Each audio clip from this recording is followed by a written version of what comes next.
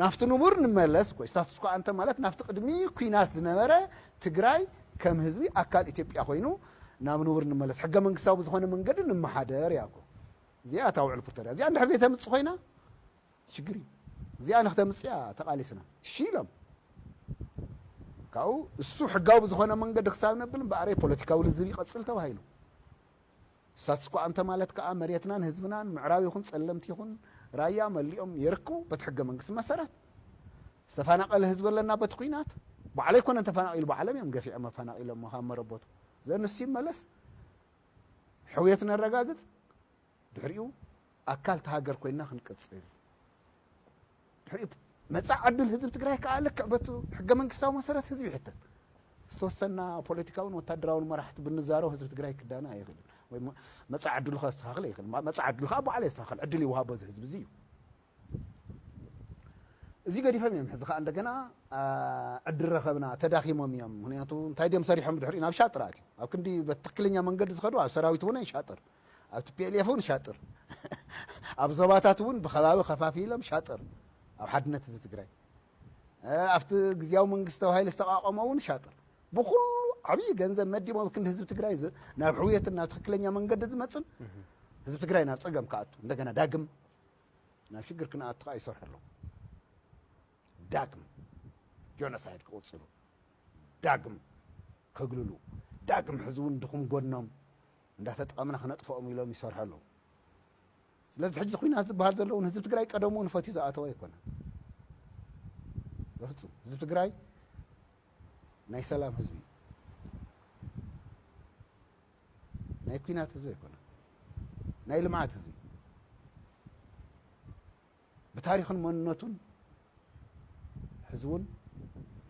ኣካል ሃገር ኮይኑ ክቕፅል ዘይክቕፅል በቲ ሕገ መንግስቲ መሰረት ይዕድሉ ክርኢ ዝደሊ ለባም ህዝቢ ስለዚ ሕዚ እውን ያው ናይ ኩናት ሓደጋ ኣሎ ናይ ኩናት ሓደጋ እኮ ንሕና ስለ ዝደለናዮ ኣይኮነን ተን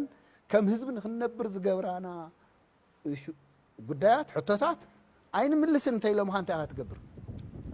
ባዕሎም ደልዮም ኣለዉ ማለት ትግጭት ባዕሎም ደልዮም ኣለዉ ማለት እዩ ስለዚ ህዝቢ ትግራይ ኣይኮነን ሕዚ ምክንያት ዝዕድም ዘሎ ቅድሚ ሕዚ እውን ባዕሎም እዮም መግሊሎም ናብ ኩናት ኣትዮም ከቢቦም ክልተ ዓመት ሙሉእ ለይትን ቀትርን ተዋጊኦም ኣይከኣሉን ሕዚ ከዓ እንደገና ከም ሓድሽ ምምዕራይ ገይሮም እንደገና ህዝቢ ትግራይ ከንበርክኹ ደኺምዎም እዩ ሕዚ ኢኮኖሚ እውን የብሎምን ማሕበራዊ ግልጋሎት እውን የብሎምን ተበታቲኖም እዮም ሓድነት የብሎምን ኣብ ሰራዊት ሓድነት ኣብቲ ፖለቲካዊ ኦርጋናይዜሽን ናይ ትግራይ የብሎምን ኣብ መንግስታዊ መዋቅር እውን ኢድና ኣቲና ኣላሕልሕና እዮም ኢና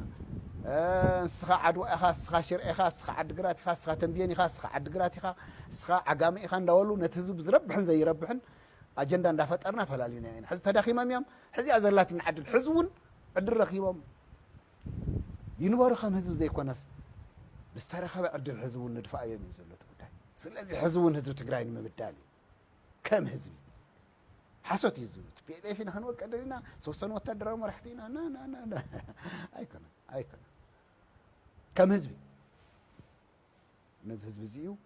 ሕዚ እውን ዳግም ናብ ፀገም ክኣቱ ናይ ኩናት ዝበሃል ዘሎ እዚ እዩ ሕቶታት ብኣግባብ ተዘይተመሊሶም ኣብኡ ከሎ ንግጭት ምክንያት እዮም ዝኾኑ እቶም ንግጭት ምክንያት ዝኾኑ ምፍታሕ ኩናት ከይህሉ ዝገብሩ ስለዚ ሎም ደይጅመር ፅባሕ ደይጅመር ድሕሪ ዓመት ደይጅመር ካሊእ ጉዳይ ንኸይህሉ ዝገብሮ እቶም ሕቶታት ብኣግባቡ ምምላስ እዩ ካብዚ ወፃእ ኤኒታይም ክላዓል ይኽእል ኩናት ጥርጥር እኮ የብሉን يقنلنا ኣብዚ ሕጂ ሰዓት ድማ ህዝቢ ትግራይ ብዝተፈላለዩ ሸነኻት እውን ምስ ንዑ ዘራኽብዎ ዶባት ህዝቢ ንህዝቢ ርክብ ይካየድ ኣሎ ኣብ ዝተፈላለዩ ነገራት ይረአ ኣሎ ምንም ጭብጥ ዘሎ ወድዓዊ ሓቂ እዩ ምስ ጎረባብቱ ህዝቢ ሱዳን ህዝቢ ኤርትራ ኮታስ ንዑ ዘራኽብዎ ማለት እዩ እዚ ጉዳይ እዚ ከመይ ትሪኦ እንታይ ረብሓ ይህሉ ይኸውን ናይ ህዝቢ ትግራይ ድሌት ሓንትን እያ ምዕራብ ኪድ ሽረ ኪድ ኣክሱም ኪድ ዓድዋ ኪድ ተንብየን ኪድ ራያ ኪድ ምብራቅ ትግራይ ብምሉእ ኪድ መቐለ ኪድ ሓንቲ እያ ናይ ህዝቢ ትግራይ ሕቶ ሰላም ይደሊ فتحي دلي محبراوي كناوي صقم اللوو عدل رخيو خنقد كحرس كمهار يدلي كم حزب خنبر يدلي محدرو بعلو تاع عينت محدره حزب تግራይ ዝውስኑ ግን ባዕልኑ ባዕልኩም ማሕደር ግን ድማነይ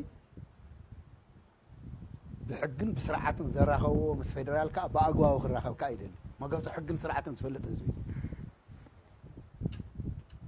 ትግራዋይ ኢትዮጵያዊ ኮንካን ኢሉ ዝፈርደሉ ማንም ሰብ የለን ኩሉ ሰብ ከ ዝፈልጥ ብዛዕባ ኢትዮጵያውነትስ ከምዚኻ ግዛም ዛዕለም ገለገሊኦም ይዛረቡ ኢትዮጵያውያን ኻ ኢትዮጵያ ዝፈጠርካ ኢኻ ምናምን ኢሎም ገለገሊኦም ክዛረቡ ሰምዑስ ይገርመኒ ከም ትግራዋይ ብዛዕባ ኢትዮጵያ ዝፈልጠሉ ድዩ ስለዚ ምስ ኢትዮጵያ ይቅፅለዩ ይቅፅልስ ዝኾነ ትግራዋይ ሓቲትካ ይፈልጥ እዩ ይጠቕመን ዘይጠቕመን ማንም ኣብዚ ክምስክረሉ ኣይኽእልን ሓሳብ ክህብ ይኽእል እዩ ከም ማንኛውም ኢሊት ኣብ ሚሊተሪ ሃሎ ፖለቲካ ዝኾነ ፖለቲካል ሳይንስ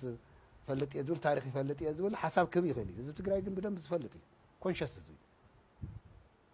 ብጣዕሚ ስለ ዝኾነ ሰላም ስለ ዝደሊ ምስ ኩሎም መጓራቱ ዘለዉ ዓድታት ብሰላም ክነብር እዩ ዝደሊ ኣነ ደግፎ እየ ካብ ልቢ ካብ ዝድግፍዎ ተጋሩ ሓደ ኣነ ወታደራዊ መራሒ ስለ ዝኾንኩ ፖለቲካ ትግራይ ስለ ዝሳተፍ ኣይኮነን ከም ተራ ኦርዲነሪ ትግራዋይ እንተወሲድካ ንውን ሰላም እየ ዝደሊ ስለዚ ምስ ህዝቢ ኣገው ሰላም እየ ዝደሊ ምስ ኣምሓራ ሰላም እየ ዝደሊ ምስ ሱዳን ሰላም እየ ዝደሊ ምስ ህዝቢ ኤርትራ ሰላም እየ ዝደሊ ምስ ህዝቢ ዓፋር ሰላም እየ ዝደሊ ኣነ ዝደልያ ከዓ ኩሉ ትግራዋይ ይደልያ እዩ ስለዚ ዘይደለ ኣሎ ስለዚ ሕተተኒ ትግራዋይ ኣብዛ ትግራይ ተወሊደ እንዳዓበ ህዝቢ ትግራይስ ምስ ኩሎም ኣብዚ ከባቢ ዘሎ ህዝብታት ብሰላም ክነብር ካብ ዝደልዩ ብጣዕሚ ጠንካራ ኣቋም ካብ ዘለዎም ትግራዋይ ሓደ ኣነ ብሰላም ንኽትነብር ግን ሕጋዊ ዝኾነ መስርሕ ክህልዎ ኣለዎ እሱ ዝምልከት ግን ያው ግዚያዊ መንግስቲ ነቲ ግዚያዊ መንግስቲ ዘቋቋመ ፖለቲካዊ ፓርቲን እዩ ቀጥታ ዝምልከቶ ከመይ ገይሩ ስርዓት የትሕዞ ናቱ ጉዳይ ካብ ሓሳብ ሃብተ ተባሂሉ ሓሳብ ክብክል ከም መራርሒ ሰራዊት ግን ትድግፍዎ ኢኹም ብጣዕሚ ፅቡቕ ብጣዕሚ ትክክል እዩ ህዝቢ ትግራይ ዘዋፀካ ምስ ጎረባብቲ ዓድታት ከይትነኻኸል ሓደራ ኣብ ሂወተይ እንዳሃለኹ ሓንቲ ክትሳኻዕ ዝደልያ እውን ብግልፂ ንክነግረካ ኣብ ፖለቲካ ትግራይ ናብ ሚሊተርን ኣብ ውትድርናን ካብ ዘለዉ ተጋሩ ሓደ ኣብ ሂወተይ ከስኻዕ ካብ ዝደሊ ምስ ህዝቢ ኣምሓራ ምስ ህዝቢ ኤርትራ ምስ ህዝቢ ዓፋር ምስ ህዝቢ ኣጎብ እና ካልኦት ህዝብታትን ህዝቢ ትግራይ ተፋቂሩ ሰብ ንሰብ ጥራሕ ዘይኮነ እንስስ እውን ብሰላም ክነብር ካብ ዝሙነዩ ተጋሩ ሓደ ለይትን ቀትርን ከዓ ብዓቕመይ ክሰርሕ የዋፀና እውን ኢለ የዛም ማንም ሰብ ብዛዕባ እዝዩ ዚጥዕዩ ትክክል ኣይኮነን ምስ ገለ ምርኻብ ትክክል ምስ ገለ ትክክል ኣይኮነን ኢለ ክፈርደሉ ንህዝቢ ትግራይ ኣብ ዝኾነ ቦታ ኮይነ ብደገ ኮይነ ብኣዲስ ኣበባ ኮይነ ኣይኽእል ዝውስኖ ኣብኡ ዘሎ ህዝቢ ተንብየን ምስ ህዝቢ ኣጎብ ክራኸብ እየ እንተኢሉ ንዕየ ዝድግፍ ኣነ ህዝቢ ዛላምበሳን ኢሮፕን ምስ ኤርትራ ክራኸብ እየ ህዝቢ ራማ ህዝቢ ዓዲ ኣርባዕተ ህዝቢ ሕስኣ ህዝቢ እገላ ህዝቢ ታሕታይን ላዕላይን የድያዎ ህዝቢ ሕሞራ ክራኸብ እየ ምስ ኤርትራ እንተኢሉ ዌልካም ኣጠናኽር ህዝቢ እንደርታ ዋጅራት ራያ ምስ ዓፋር ክራኸብ እየ እንተኢሉ ብጣዕሚ ፅቡቅ ጌርኩም ኣጠናኽሩ ብምልኡ ዘለኹም ዓበይቲ ዓዲ መናእሰይ ሰላም ኢና ንደሊ በዚ ዘይሕጎስ ተሃሊ ሕርር ኢሉ ይንበል ተጋሩ ሰላም ኢና ንደሊ ነዚ ካብ ዝድግፉ ሓደ ትግራዋይ ኣነ ሓደ